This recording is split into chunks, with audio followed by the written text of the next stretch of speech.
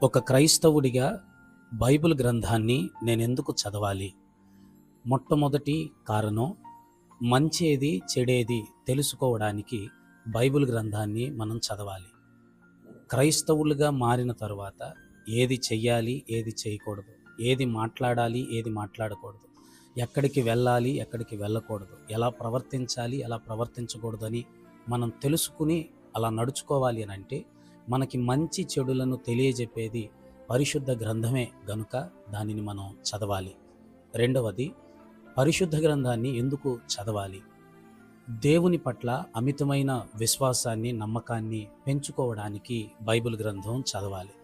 మనం బైబిల్ చదువుతున్నప్పుడు దేవుని లోతైన ప్రేమ మనకు అర్థమవుతుంది.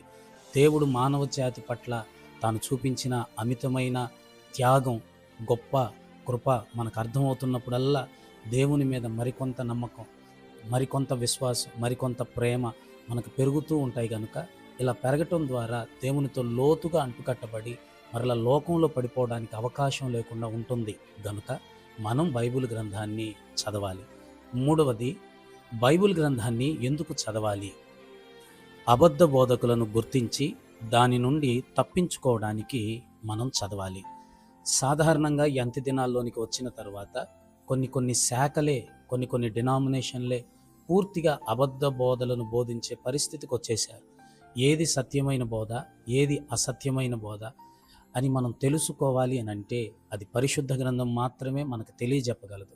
గనుక సత్య అసత్య బోధలను గుర్తించి తప్పించుకుని నలుగురిని మనం తప్పించాలి అని అంటే పరిశుద్ధ గ్రంథాన్ని మనం చదివేవారిగా ఉండాలి.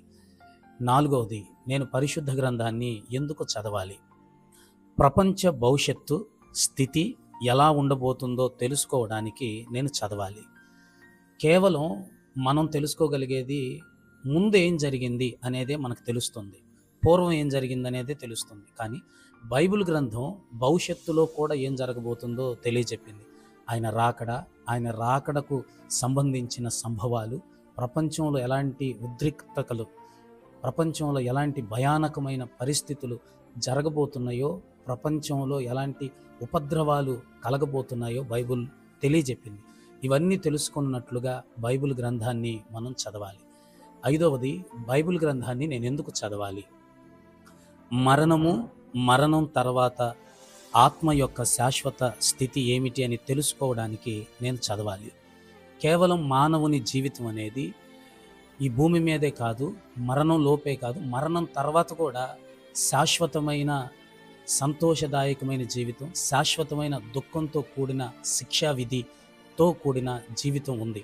ఇప్పుడు ఒక మనిషి మరణం తర్వాత తీర్పేంటి, ఆ తీర్పులో మనిషి ఎలా తీర్పు తీర్చబడి శాశ్వతమైన పరలోకానికి, శాశ్వతమైన నరకానికి వెళతాడు, భూమి మీద ఈ నరకాన్ని తప్పించుకోవాలంటే మనం ఎలా జీవించాలి అనేది పూర్తి మరణం తర్వాత జీవితాన్ని గురించి కూడా బైబిల్ గ్రంథం చెబుతుంది కనుక మనం చదివేవారిగా ఉండాలి.